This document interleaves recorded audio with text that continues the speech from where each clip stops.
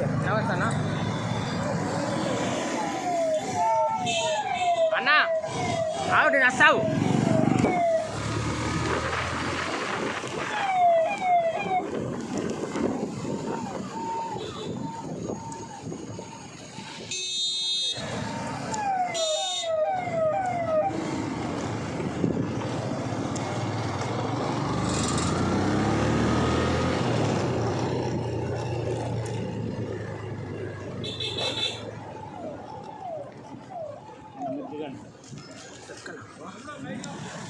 Thank you bike ఒకటే పోనీ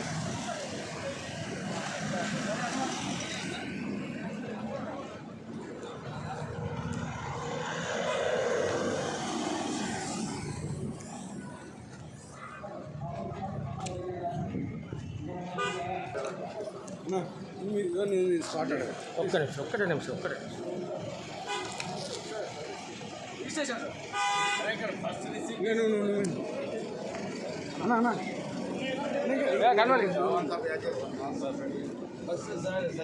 కలవాలి సిద్ధు కలవాలి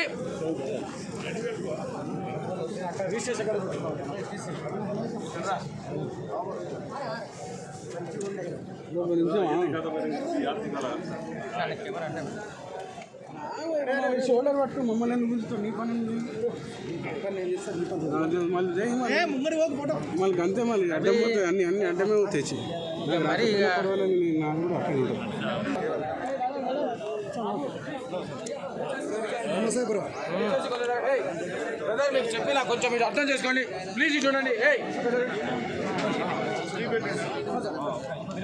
రెడ్డి సైడ్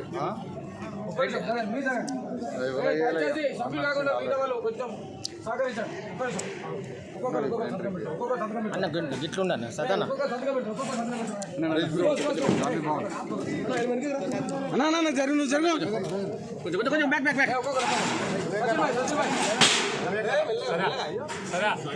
ఫోటో ఎవరు శివ బ్యాక్ చిన్న ఒకసారి ఇంకా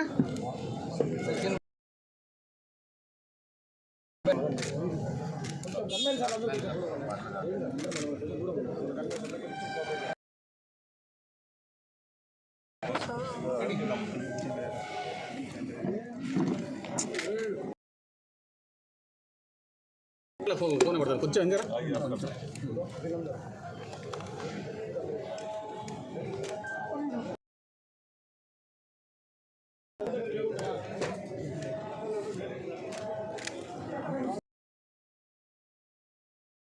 థ్యాంక్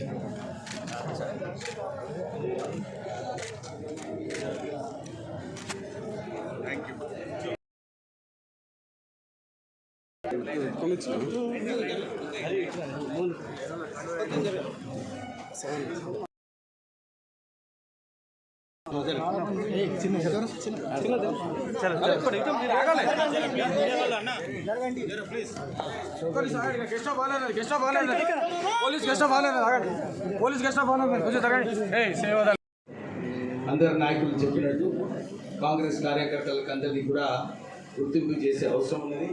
నేను స్వయంగా చూశాను. మహేష్ కుమార్ గౌడ్ గారు కూడా ఎప్పుడు ఏ కార్యక్రమంలో చర్చ జరిగినప్పుడు అని ఏ పేరు ఇచ్చినా కానీ కేవలం ఎవరైతే కాంగ్రెస్ పార్టీకి పనిచేస్తున్నారో వాళ్ళ పేర్లే రిక్రూట్ చేయాలని చెప్పి ఎప్పుడు కూడా చెప్తూ ఉంటారు. మీనాక్షి నటరాజన్ గారు కూడా వారు కూడా ఎప్పుడు కూడా ఇదే ఆలోచనతో లేదు పార్టీని ఎట్లా స్ట్రాంగ్ చేయాలి, ఈ పార్టీని ఎట్లా ముందుకు తీసుకువెళ్ళాలని చెప్పి ఎప్పుడు ఇదే చర్చలు జరుగుతుంటాయి. అదే దృష్టిలో పెట్టుకొని ఈరోజు మహేష్ కుమార్ గౌడ్ గారు అన్ని జిల్లాలలో తిరుగుతున్నాడు. జిల్లాలలో తిరిగి మన అందరి కార్యకర్తలకు ఒక ప్రోత్సాహం చేయడం, ఒక జోష్ పెరగాలని చెప్పి వారు తిరుగుతున్నారు. నిజంగానే ప్రెసిడెంట్ గారికి వారికి కృతజ్ఞతలు చెప్తూ ఇప్పుడే అందరు చెప్పినట్టు ఈ రాష్ట్ర ప్రభుత్వం రేవంత్ రెడ్డి గారు వచ్చిన తర్వాత మంచి సంక్షేమ కార్యక్రమాలు జరుగుతున్నాయి. అన్ని చోట్ల కూడా అందరూ కూడా ఇదే చెప్తున్నారు. ఈ అప్పుల రాష్ట్రం అయినప్పటికీ కూడా పెద్ద పెద్ద ప్రాజెక్టులు మనం చూసినాం. కాళేశ్వరం ప్రాజెక్టు ఫెయిల్ ప్రాజెక్టు 1,00,00,000 కోట్ల రూపాయలు వృధా చేయడం జరిగింది. మా నియోజకవర్గంలో చెన్నూరులో కూడా పెద్ద పెద్ద బిల్డింగ్లు కేవలం కమిషన్ల కోసం కట్టడం జరిగింది. అప్పుడు మన డిఎంఎఫ్టీ నిధులు ఏదైతే మన మంచిర్యాల జిల్లాకి రావాలన్నా ఇవన్నీ కూడా సిరిసిల్లకి, సిద్దిపేటకి, గజ్వెల్కి అక్కడ తరలించడం జరిగింది. కానీ మీరు ఈ 3 సంవత్సరాలు చూసుకుంటే అన్ని సూర్యాపేట కూడా పోయినాయి. కానీ ఈసారి ఈ 2 సంవత్సరాలలో చూసుకుంటే అన్ని నిధులు కూడా మన మంచిర్యాల డిస్టిక్లోనే ఖర్చు పెట్టడం జరిగింది. ఎక్కడ కూడా ఈ అభివృద్ధి కార్యక్రమాలు ఏదైతే అవసరమో అన్నీ మంచిగా జరుగుతున్నాయి. సో ఇది మనము ఇప్పుడే ప్రేమ్ సాగర్ రావు గారు చెప్పినట్టు అన్ని చోట్ల ప్రచారం చేసే అవసరం ఉన్నది. అదంతా బాధ్యత మన పార్టీ కార్యకర్తల మీదనే ఉంటుంది. మనము ఎక్కువ ప్రచారం చేసినప్పుడు ప్రజలలో కూడా ఒక భరోసా వస్తుంది. ఎందుకంటే ఎవరు కూడా చేయలేదు. 200 యూనిట్లు అనుకోండి, ప్రత్యేకంగా మన ఇందిరమ్మ ఇల్లులు ఏదైతే కార్యక్రమం ప్రారంభం చేసినామో అన్ని చోట్ల కూడా చక్కగా కడుతున్నారు. నేను సిద్దిపేట అక్కడ ఇన్ఛార్జ్ ఉన్నాను. అక్కడ వెళ్ళినప్పుడు కూడా అన్ని 3500 ఇల్లు ఏదో ఇచ్చినారో అక్కడ మంచిగా కడుతున్నారు. మన మంచిర్యాల జిల్లాలో మంచిగా కడుతున్నారు.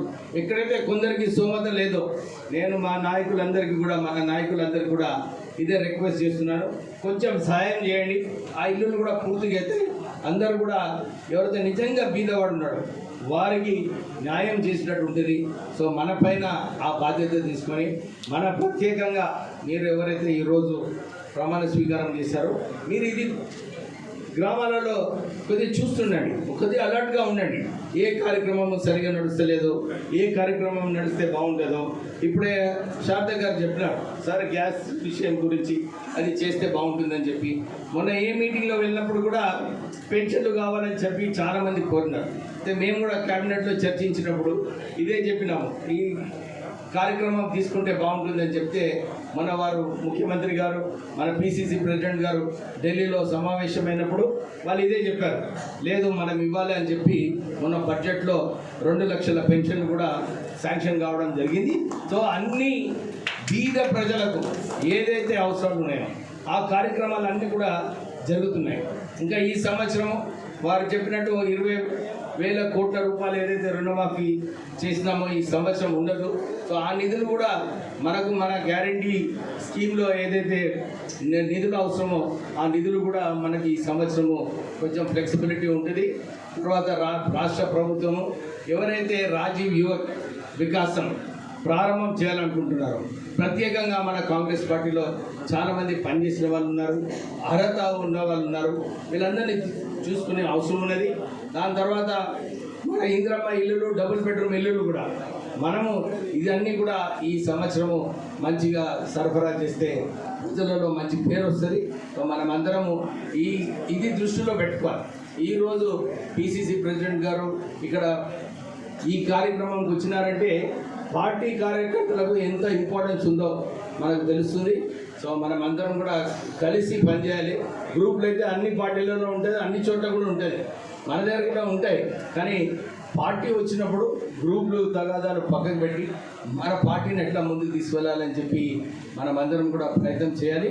మళ్ళొకసారి పిసిసి ప్రెసిడెంట్ గారు ఈ సమావేశానికి, మన సచిన్ గారు ఈ సమావేశానికి, మన జూపల్లి కృష్ణారావు గారు వచ్చినందుకు మీ అందరికీ కూడా కృతజ్ఞతలు చెప్తూ ముగిస్తున్నాను. జై కాంగ్రెస్. ఆ కారణంగానే సర్పంచ్ ఎన్నికల్లో 70% గెలిస్తే మున్సిపల్ ఎన్నికల్లో కూడా 70% గెలిచాం. ప్రభుత్వ పరంగా 28% రిజర్వేషన్ బీసీలకి, కానీ మేము 52% మున్సిపల్ చైర్మన్ బీసీలు చేసాం. కారణం కాంగ్రెస్ పార్టీ కమిట్మెంట్. రేవంత్ రెడ్డి, మహేష్ గౌడ్ ఇచ్చిన మాట నిలబెట్టుకున్నాం. 52% మున్సిపల్లో బీసీలకు అవకాశం ఇచ్చినాం. మొత్తం కలిపి 70%కి పైగా ఎస్సీ, ఎస్టీ, బీసీ, మైనార్టీలకి రాజకీయంగా అవకాశం ఇచ్చిన పార్టీ కాంగ్రెస్ పార్టీ. భవిష్యత్తులో కూడా ఇస్తామనే మాట సందర్భంగా మనం చెప్తా ఉన్నా. కాంగ్రెస్ పార్టీ మూల సిద్ధాంతాలనే ఈ ఒరవడి ఉంది. బీదవారికి న్యాయం చేయాలనే తపన ఉంది. కాబట్టే ఇలా ఖర్గే గారు, సోనియా గాంధీ గారు, రాహుల్ గాంధీ గారు, ప్రియాంక గాంధీ గారు దేశం కోసం పాటుపడుతూ ఉన్నారు. మోడీలాగా అబద్ధాలు చెప్పట్లే. గంటకో వేసేసే మోడీ, గంటకో మాట చెప్పే మోడీలాగా రాహుల్ గాంధీ గారు అబద్ధ మాటలు చెప్పట్లే. ప్రజలు గ్రహిస్తూ ఉన్నారు, మోడీని అర్థం చేసుకున్నారు, మోడీ మోసాలను అర్థం చేసుకున్నారు. ఈ దేశంలో ఎప్పుడు పార్లమెంట్ ఎన్నికలు జరిగినా రాహుల్ గాంధీ గారు ప్రధానమంత్రి కావడం ఖాయం. ఇది కార్యకర్తల అభిష్టం మేరకు జరుగుతుందనే మాట కూడా సుందరంగా మనవి చేస్తా ఉన్నాం. ఈ రాష్ట్రంలో గద్దర్ని తెలియని వారు లేరు. ఒక విప్లవాత్మక కవే కాకుండా సమాజాన్ని చదవగలిగినాడు. తెలంగాణ పోరాటంలో గర్జగా తెలంగాణ సాధన అలాంటి గద్దర్ గురించి ఇలా అమిత్ షా మాట్లాడుతూ ఉన్నారు. మోడీ చరిత్ర ఎవరు చెప్తా ఉన్నారు? ఇలా చెప్తా ఉన్నాడు. సోషల్ మీడియాలో చూడండి, సుబ్రహ్మణ్య స్వామి గారు మొత్తం తేట తెలందో, మోడీ గతమెందో, అమిత్ షా చరిత్ర ఎందో, అమిత్ షా గతమెందో, సుబ్రహ్మణ్య స్వామి అలాంటి వారు ఇలా త్యాగదనుల కుటుంబం గాంధీ కుటుంబం మీద మాట్లాడుతూ ఉన్నారు. ప్రతి కాంగ్రెస్ జిల్లాలో పార్టీ నిర్మాణమే కాదు, దేశంలో రాహుల్ గాంధీ ప్రధానంతో చేస్తా ఉన్నాను. మిత్రులారా, పార్టీ ముఖ్యం. ప్రభుత్వం వస్తుంది పోతుంది, కానీ పార్టీ శాశ్వతం. పార్టీ లేని ప్రభుత్వం. కాంగ్రెస్ పార్టీ శాశ్వతం. 100 ఏళ్ళు పైబడిన కాంగ్రెస్ పార్టీ ప్రజలకు ఇచ్చిన మాట తూచంగా తెలంగాణ ఇచ్చిన తెలంగాణ విధ్వంసం పనిలో ఉన్నారు. బట్టి గారు దాన్ని రిపేర్ చేసే పనిలో ఉన్నారు.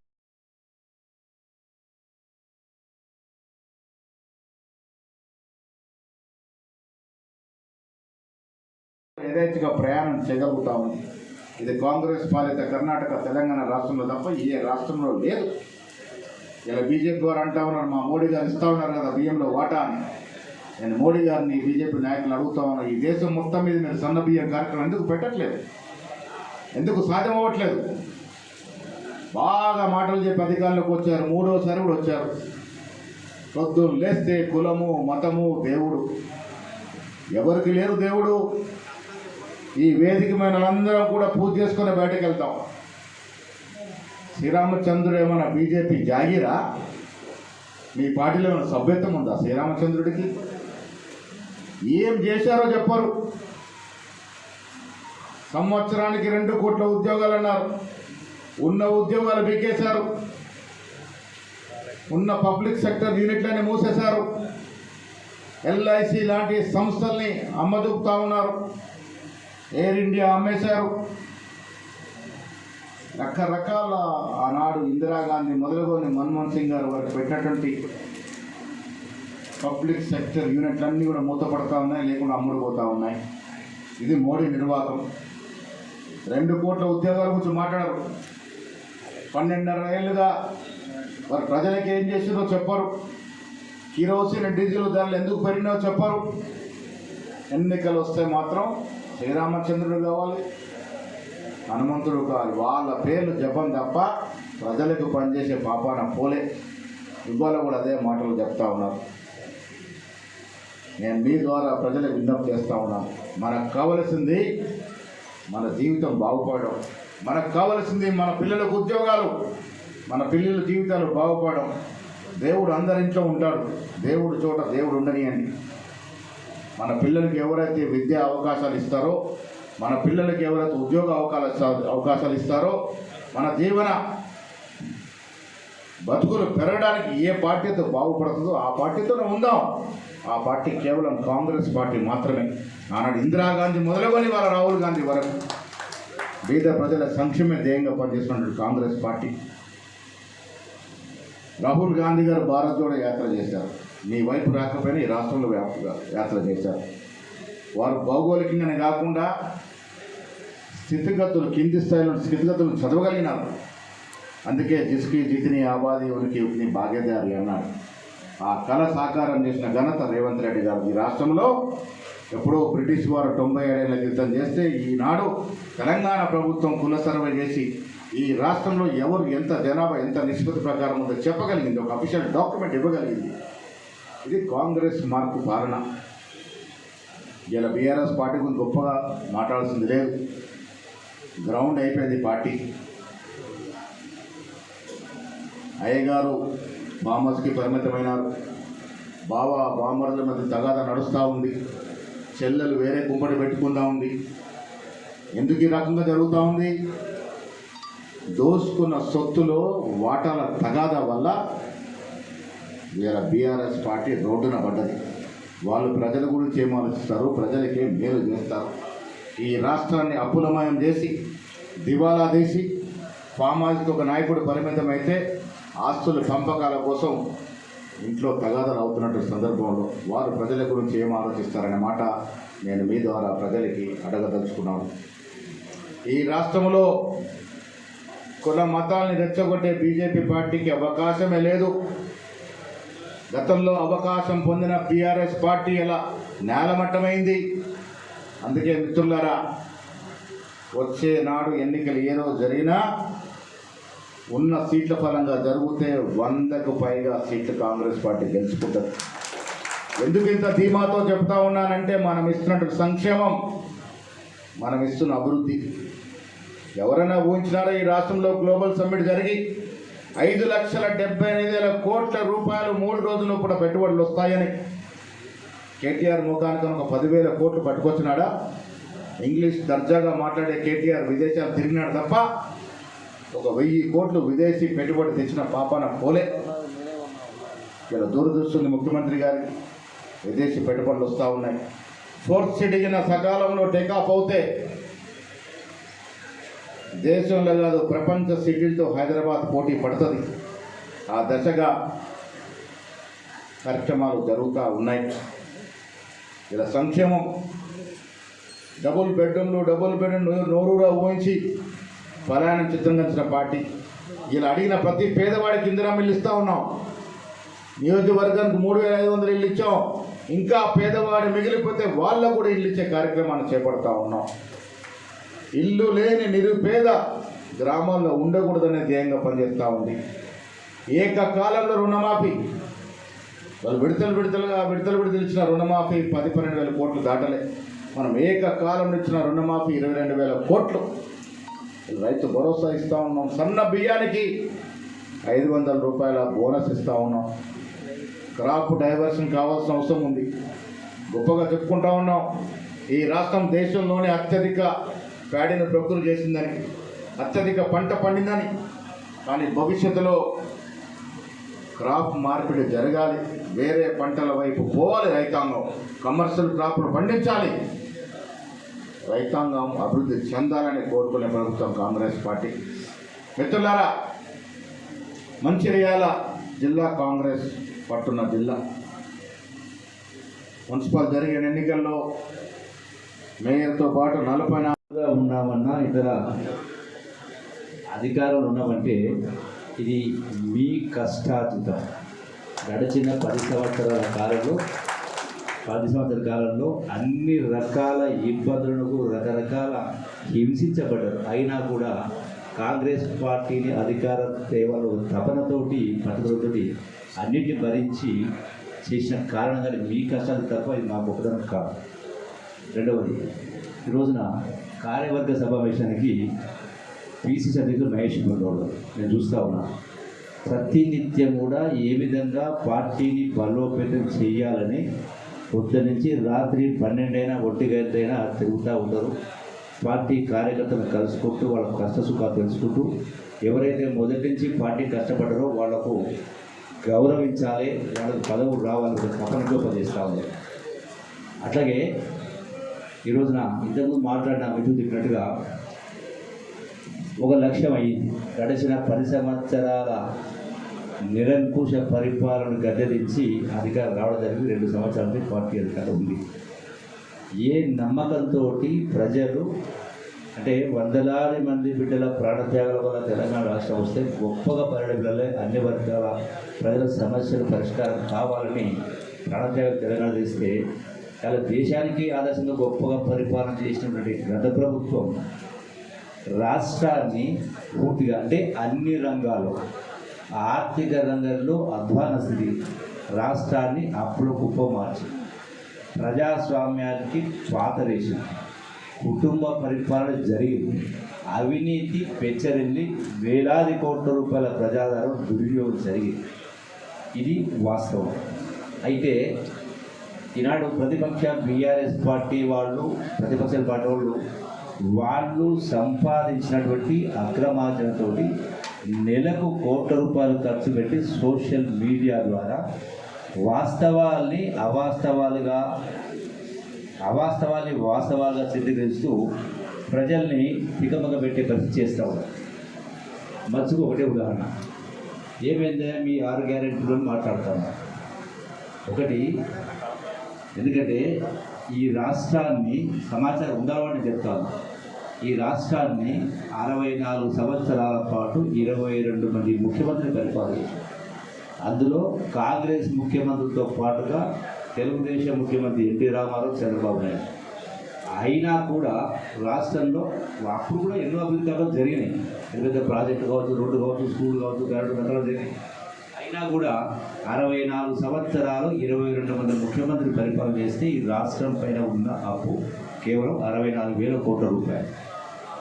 ఈ 64,000 కోట్ల రూపాయలకు సంవత్సరానికి 10% వడ్డీ చొప్పున సంవత్సరానికి 6,000 కోట్ల రూపాయలు ప్రభుత్వం వడ్డీ చెల్లిస్తూ ఉంటే జూన్ 2, 2014 కేసీఆర్ ముఖ్యమంత్రి అయిన రోజు.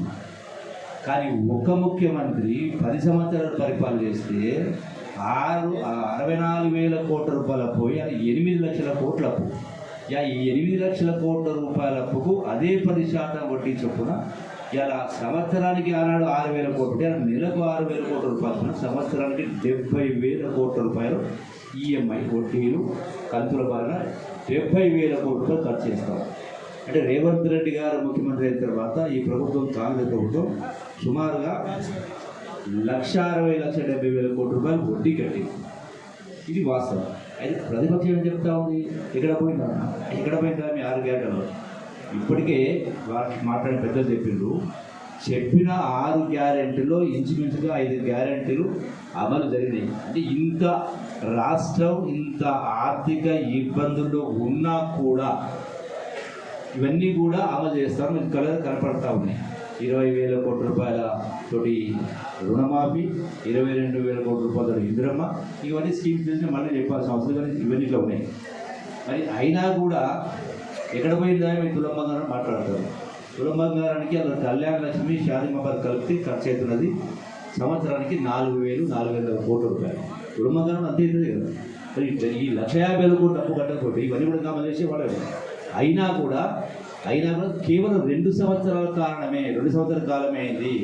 2 సంవత్సరాలలో కాలంలో ఇవన్నీ అమలు చేస్తాం. ఇంత ఆర్థిక ఇబ్బంది ఉన్నా కూడా మళ్ళీ వాళ్ళని మీ 6 గ్యారంటీ కార్డు అంటారు. ఈ ప్రభుత్వం గ్యారంటీ ఏం చెప్పిన 2 సంవత్సరాలు, గడిచిన 10 సంవత్సరాలు వాళ్ళ గ్యారంటీ 10 సంవత్సరాలు. అంటే ఇన్ని అప్పులు చేసి ఇంత ధనిక రాష్ట్రమైనా ఇన్ని అప్పులు చేసినా 10 సంవత్సరాల క్రితం వాళ్ళు చెప్పిన చేయలేదు. ఇది వాస్తవాలు. కాబట్టి మనం ప్రజలకు అబద్ధాలు చెప్పాల్సిన అవసరం లేకుండా వాస్తవాలు ప్రజలకు చెప్పగలిగితే చాలు. మనం నెక్స్ట్ లక్ష్యం అనేది రాష్ట్రంలో కాంగ్రెస్ పార్టీ 2028లో అధికారంలో రావడంతో పాటుగా పునర్విభజనలో భాగంగా అధికంగా శాసనసభ స్థానాలు వస్తూ ఉన్నాయి. అట్లాగే చాలామంది రిజర్వేషన్ బిల్లు వస్తూ ఉన్నారు, మహిళా రిజర్వేషన్ బిల్లు కూడా వస్తూ ఉంది. పార్లమెంటు స్థానాలు అధికంగా అయితే ఉన్నాయి. రాష్ట్రంలో ఎన్ని పార్లమెంటు సీట్లు ఉన్నాయో అన్ని సీట్లు గెలిచి దేశంలో రాష్ట్ర పేద ప్రజల కోసం, వివిధ వర్గాల సంపన్న వర్గాల కోసం తపన పట్టుడు రాహుల్ గాంధీ కాశ్మీర్ టు కన్యాకుమారి వరకు పాదయాత్ర చేసి త్యాగాల కుటుంబం ఇలా ఎన్నో విమర్శిస్తాడు కాంగ్రెస్ పార్టీ గురించి. कांग्रेस पार्टी राहुल गांधी, वहाँ के दोनों उपस्थित मंत्री, तेलंगाना प्रदेश कांग्रेस कमेटी के हमारे अध्यक्ष महेश कुमार गौड़ जी का अभिनंदन करना चाहता हूँ कि एक अभूतपूर्व जीत जो नगरपालिका चुनाव में, महानगरपालिका चुनाव में कांग्रेस पार्टी ने अर्जित की, आप सभी का इसका श्रेय जाता है, आप सभी का अभिनंदन।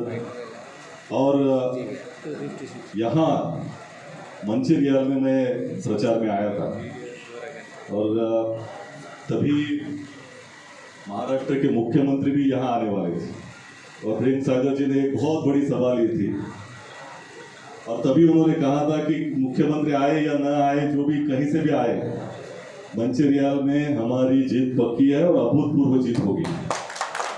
तो मैं प्रेम सागर जी को और उनकी सभी टीम को, कांग्रेस पार्टी के सभी कार्यकर्ताओं को शुभकामनाएं और अभिनंदन करना चाहता हूं कि मंचिरियाल में आपने इतनी अभूतपूर्व जीत दी कि भारतीय जनता पार्टी के वहां के मुख्यमंत्री आने के बावजूद यहाँ उनकी कोई दाल नहीं गली।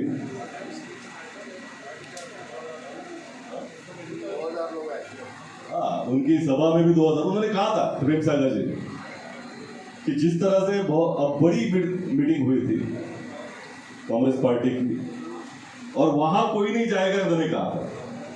तो मुख्यमंत्री जी हमारे महाराष्ट्र के जहां से मैं आता हूं खाली हाथ लौटे और ये सभी आप सबकी ये जीत है, आप सबका अभिनंदन है।